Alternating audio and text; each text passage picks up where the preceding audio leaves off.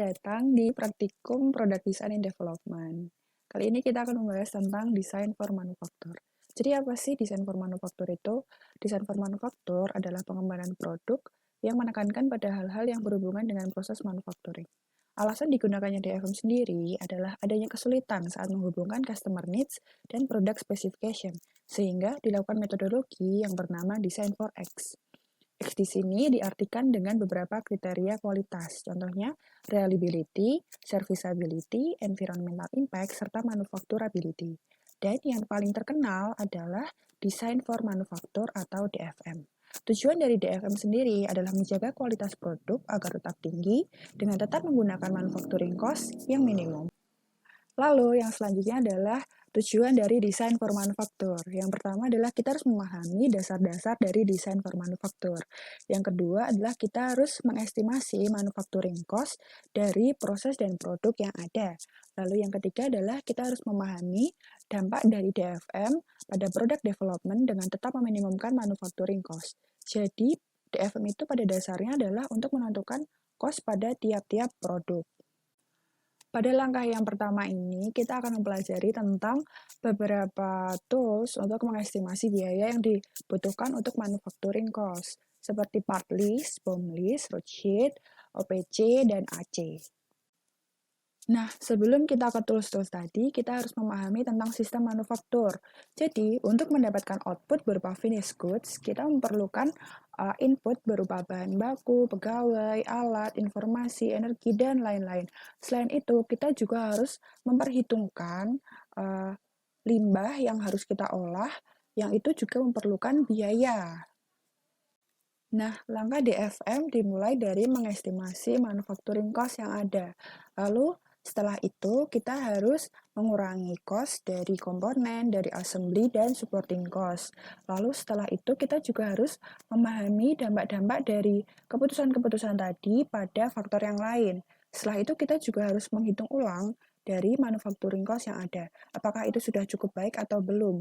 Jika masih belum, kita harus kembali ke step kedua, dan selanjutnya hingga manufacturing cost dapat diterima. Nah, selanjutnya kita akan ke manufacturing cost. Manufacturing cost sendiri adalah biaya yang dibutuhkan untuk membuat satu produk utuh. Saat membuat satu produk, tentu kita membutuhkan bagian-bagian untuk membangun atau mengassembly produk tersebut. Bagian-bagian tersebut bisa dibuat sendiri oleh perusahaan atau dapat membelinya dari tempat lain jika dirasa akan lebih murah. Dalam manufacturing cost, terdapat 3 komponen cost utama. Yang pertama adalah komponen cost. Komponen cost adalah biaya yang diperlukan untuk membeli standar part dari supplier serta komponen custom yang dibuat oleh perusahaan tersebut, termasuk membutuhkan biaya bahan baku proses serta biaya pengerjaan.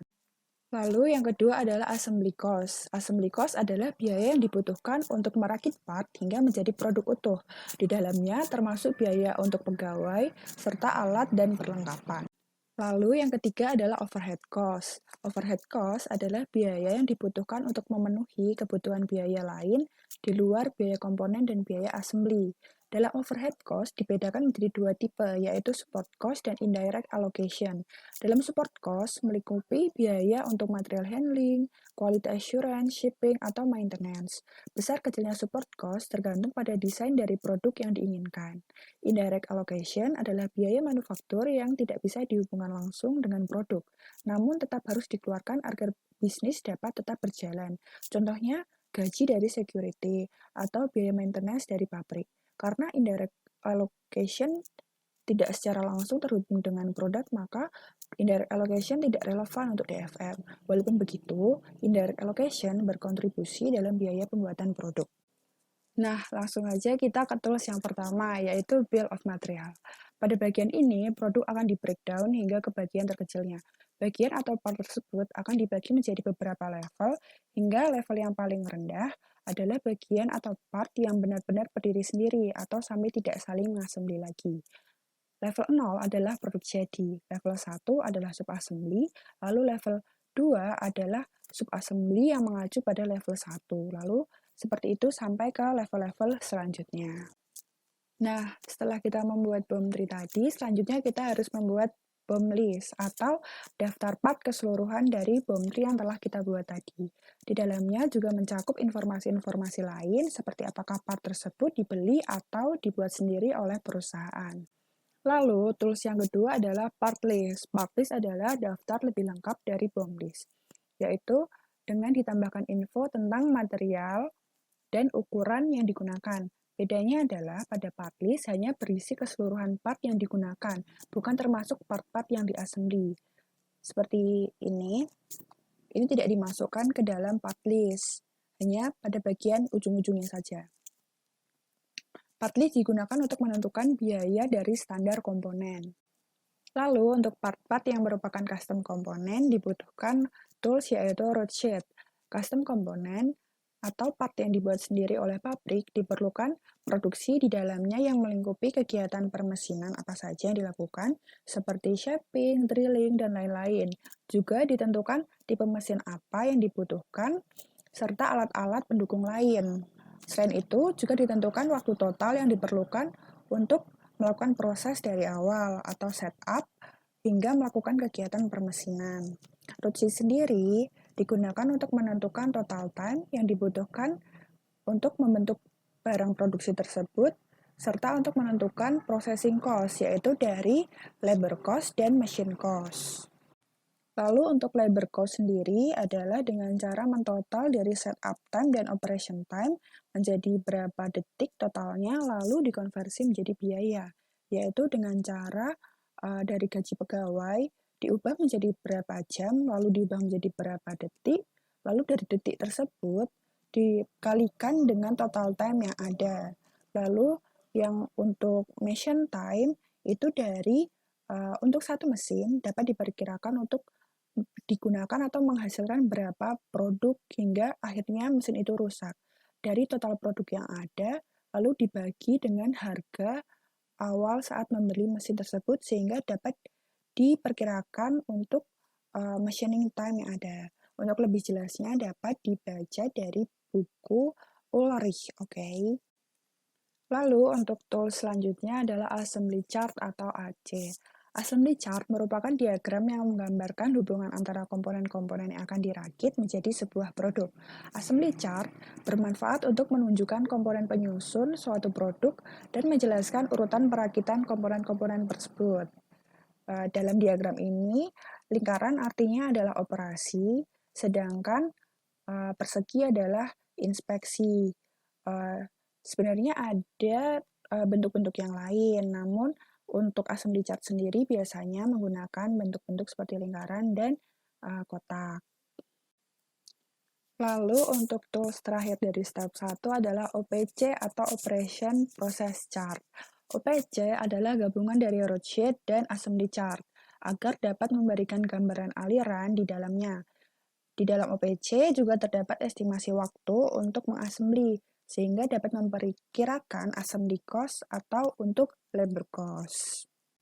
Nah, untuk Operation Process Chart sendiri atau OPC, itu di dalamnya terdapat part-part yang merupakan custom komponen atau yang terdapat dalam Roadsheet tadi akan dijelaskan lebih lanjut atau lebih tertata seperti ini.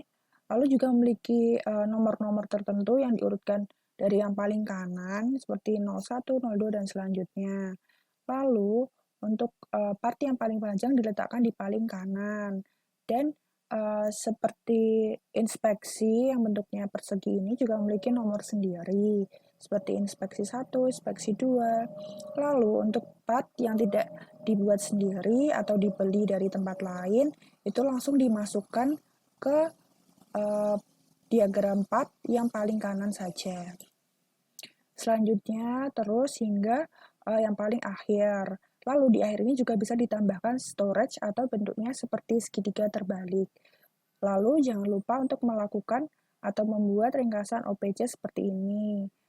Berapa jumlah operationnya, inspectionnya, lalu jumlah waktunya juga. Nah, langsung aja kita ke contoh perhitungan step pertama. Di step pertama ini kita akan menghitung estimasi cost yang diperlukan untuk membuat satu unit produk. Lalu cost-nya dibagi dua menjadi variable cost dan fixed cost. Variabel variabel cost sendiri adalah biaya yang bertambah seiring dengan bertambahnya suatu produk. Lalu fixed cost sendiri adalah biaya yang tetap, mau itu produknya 1.000, 100, biaya itu akan tetap. Lalu untuk variabel cost sendiri akan dibagi 3, yaitu menjadi purchase material, processing, dan assembly. Purchase material sendiri itu adalah barang-barang yang langsung dibeli tanpa seperti standar komponen, bukan custom komponen. Harganya langsung dimasukin ke tabelnya saja. Lalu untuk processing itu dari root sheet yang sudah aku jelaskan sebelumnya. Lalu untuk yang assembly juga sama seperti yang di processing. Dari total time, lalu gaji pegawai dikonversi menjadi detik, lalu dikali menjadi total time-nya. Lalu dijumlah dan dimasukkan ke tabel variable cost. Lalu untuk fixed cost dibagi menjadi tooling, dan ini NRE itu adalah non-recurring equipment, yaitu alat-alat yang hanya sekali pakai, itu dimasukin di bagian sini. Lalu ini ada typo, ini harusnya 5.000. Jadi ini adalah harganya, dan ini adalah jumlah barang yang dihasilkan dalam waktu tertentu, lalu dibagi saja. Jadi ini sekitar 2.000 dan ini 5.000, sekitar 0,4 mendekati 0,5 karena di sini ada tanda plusnya. Lalu dimasukkan ke total cost, yaitu ditambahkan dari total unit variable cost dan total fixed cost. Nah, kalau sudah dijumlahkan, ini juga bisa dijumlahkan ke samping maupun ke bawah. Lalu bisa dilihat total direct cost-nya adalah 24,03. Lalu untuk overhead-nya itu dari masing-masing ini berbeda ya satu sama lain. Kalau untuk purchase material itu biasanya hanya sekitar 10-15%. Lalu kalau untuk processing itu kenapa ini lebih besar? Karena di dalamnya itu ada seperti listrik, seperti perawatan mesinnya, dan lain-lain. Ini juga lebih besar. Lalu ini juga dibuat lebih besar karena berkaitan dengan mesin. Kalau sudah juga ditotal dan bisa ditotal dari direct cost dan overhead cost. Jadi $38,51. Nah, jika kita sudah mengestimasi dari manufacturing cost yang ada, kita dapat langsung ke step 2, yaitu mengurangi cost dari komponen. Terdapat beberapa cara-cara untuk mengurangi cost dari komponen. Cara yang pertama adalah proses constraint dan cost driver. Untuk mengurangi biaya yang dibutuhkan dalam membuat suatu komponen, desainer harus mengetahui hal-hal apa saja yang terjadi dalam proses produksi. Seperti saat memilih jenis permesinan tertentu, harus mempertimbangkan keuntungan dan kekurangannya. Contohnya, saat desainer ingin membuat radius yang sangat kecil, hal itu akan memungkinkan saat menggunakan alat EDM atau electrical desert mesin, namun harga alat tersebut sangat mahal. Atau contoh lainnya, ada mesin-mesin tertentu yang hanya akan bekerja dengan ketebalan benda kerja yang tertentu saja. Hal lain yang dapat dilakukan adalah dengan redesign komponen atau mendesain ulang untuk mendapatkan proses produksi yang lebih sederhana, dengan mengurangi langkah-langkah produksi dengan menggunakan langkah yang lebih alternatif. Contohnya, misal ada bagian yang tidak harus dicat pada bagian tertentu, karena pada bagian tersebut tidak terlihat oleh customer. Lalu yang ketiga adalah economic scale.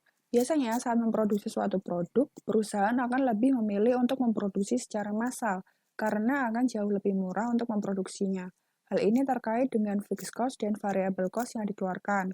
Contohnya, saat kita menggunakan mesin seharga 5 juta rupiah. Selama masa hidup mesin itu, perusahaan berhasil membuat 5.000 unit, artinya biaya untuk satu unitnya adalah 1.000 rupiah.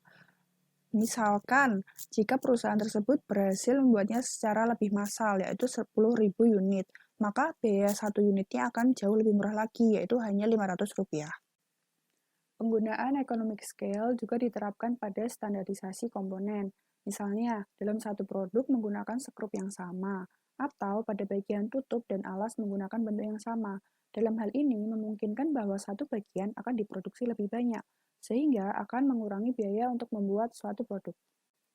Strategi black box adalah strategi yang hanya memberikan deskripsi tentang apa yang harus dilakukan oleh suatu komponen, bukan cara untuk mencapai atau proses bagaimana untuk membuat komponen tersebut. Sehingga hal ini akan membebaskan desainer untuk membuat komponen asalkan dapat memenuhi fungsi komponen, sehingga desainer dapat memilih proses mana yang lebih minimum cost. Lalu, langkah yang ketiga adalah mengurangi cost dari assembly. Cara yang pertama adalah keeping score dengan DFA Index atau Design for Assembly Index. Untuk rumusnya bisa dilihat dari buku Ulrich, yaitu Theoretical Minimum Number of Parts dikali 3 detik dibagi estimasi total assembly time. Konsep dari DFA Index sendiri itu adalah konsep dalam assembly efisiensi atau menggunakan perhitungan indeks rasio dari theoretical minimum assembly time terhadap estimasi total waktu untuk mengassembly tadi. Untuk menentukan jumlah minimum yang dibutuhkan secara teoretikal, maka terdapat 3 pertanyaan yang minimum harus memenuhi satu atau lebih dari 3 pertanyaan tersebut. Pertanyaan pertama adalah, apakah part tersebut harus dapat digerakkan terhadap part lain yang sudah diassembly? Yang kedua adalah, apakah part harus dibuat dengan material yang berbeda dari part yang lain yang sudah diassembly? Dan yang ketiga adalah, apakah hal tersebut harus bisa dipisahkan dari assembly untuk keperluan mengakses mengganti atau memperbaiki part tersebut. Bagi part yang tidak memenuhi 3 pertanyaan tadi, maka part tersebut dapat dilakukan penggabungan atau integration dengan part yang lain. Melakukan penggabungan tidak selalu menguntungkan, sehingga harus tetap mempertimbangkan hal-hal yang lainnya. Beberapa hal yang dapat dilakukan untuk memudahkan perakitan produk, misalnya, part dapat dimasukkan dari atas sehingga akan dibantu dengan gravitasi, atau part tidak membutuhkan alat untuk membantu mengassembly, atau hanya membutuhkan satu tangan untuk mengassembly, atau bisa juga dengan melibatkan customer dalam melakukan assembly. Lalu, langkah yang keempat adalah mengurangi cost dari supporting production. Dengan melakukan pengurangan biaya dari komponen atau biaya assembly, kita dapat meminimalisir biaya untuk supporting production. Misalnya, saat kita mengurangi jumlah part, maka kita akan mengurangi biaya inventory, atau saat mengurangi langkah assembly, kita akan mengurangi jumlah pekerja yang dibutuhkan. Hal yang dapat dilakukan untuk mengurangi biaya supporting production adalah dengan meminimalisir kompleksitas dari sistem, yaitu dapat dengan cara menentukan keputusan desain yang tepat. Error proofing dilakukan untuk mengantisipasi kemungkinan adanya failure dalam sistem produksi dan untuk melakukan tindakan yang tepat dalam tahap development proses. Misalnya, penggunaan perbedaan kecil antar part harus dihilangkan. Misalnya, menggunakan skrup yang perbedaan ukurannya hanya 0,5 mm. Atau contoh lainnya adalah penggunaan skrup yang arahnya ke kanan atau ke kiri. Hal ini berpotensi akan menimbulkan kesalahan sehingga harus dihindari. Contoh untuk menghindari adalah dengan melakukan perbedaan warna dari part 1 ke part lainnya sehingga akan memudahkan untuk dibedakan dan dilakukan handling dan assembly dengan mudah. Lalu untuk langkah terakhir adalah mempertimbangkan dampak dari keputusan-keputusan DFM kita yang sudah dilakukan tadi. Kita harus mempertimbangkan keputusan tadi terhadap faktor lain, misalnya terhadap waktu, terhadap biaya lain, terhadap kualitas produk, terhadap dan terhadap eksternal faktor. Nah, langsung aja ini ke template biaya setelah melakukan step 2 sampai step 5. Dapat terlihat ya, dari total cost-nya sudah berubah cukup banyak. Yang sebelumnya itu $38,51 menjadi $21,93. Jadi apa saja sih yang dirubah dari step 2 ke step 5 tadi? Itu diantaranya itu ada misalnya ini, vacuum surge block assembly. Yang pertamanya dia itu ada assembly-nya, kemungkinan dilakukan integrasi part, sehingga tidak ada part-part yang terpisah-pisah, sehingga tidak memerlukan assembly lagi. Lalu ada lagi di sini pada PCV assembly itu ada screw. Nah, di situ butuh sekitar 3, lalu di sini sudah tidak ada. Kemungkinan di situ screw-nya sudah dihilangkan dan diganti dengan assembly yang lain. Kemungkinan bisa tinggal memutar part-nya atau dengan yang lain. Di sini juga pada manifold machine casting juga turun, yang sebelumnya sekitar 12 dan $5, di sini menjadi 3 sampai $1 saja. Kemungkinan di situ dilakukan jenis permesinan yang berbeda, sehingga akan mempengaruhi pada jumlah akhir dari estimasi cost yang ada.